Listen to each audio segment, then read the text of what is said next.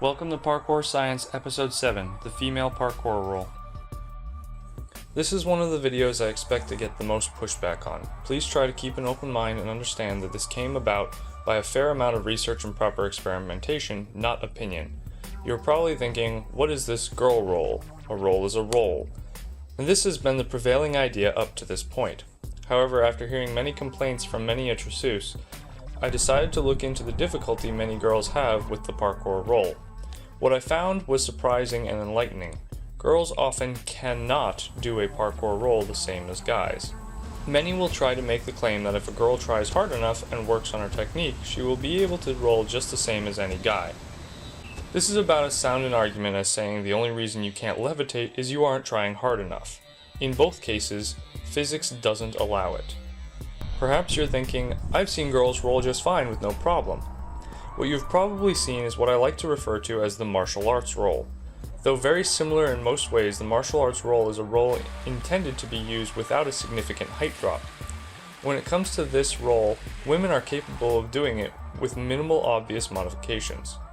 The parkour role, on the other hand, does not share this attribute. Let's take a quick look at how the parkour role works. We'll get into a lot more detail in a later video on rolling, but for now, some basics.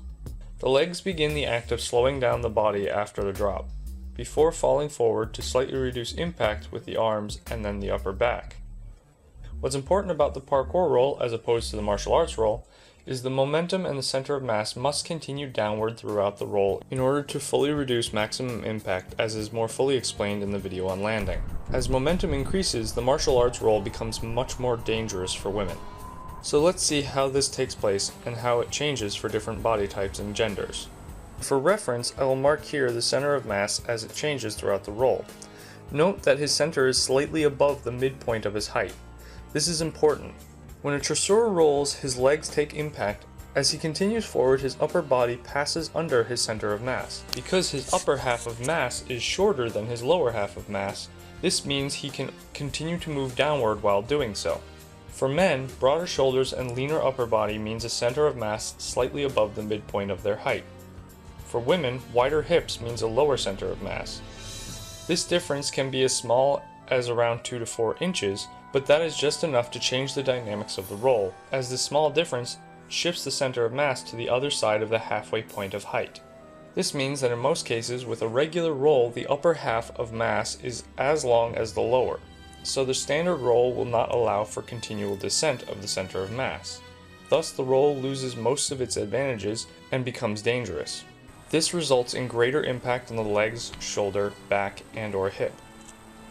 One way to test if this modified roll will be useful for you to learn is to do a simple experiment. Drop from a small height, say 4 or 5 feet, and go into a standard roll. Then, drop from the same height onto something raised about 4 or 5 inches, making sure it's sturdy, and roll onto the lower surface with a traditional roll. If the raised landing improves the smoothness of your roll, the girl roll is probably a good idea to learn. Here's how we fix the problem. For a trousseau, the upper body gets in the way by being too long. The best way to remove this problem is to change the axis of the roll. The standard trousseau roll goes from shoulder to hip following this path. For the girl roll, we will roll along here instead.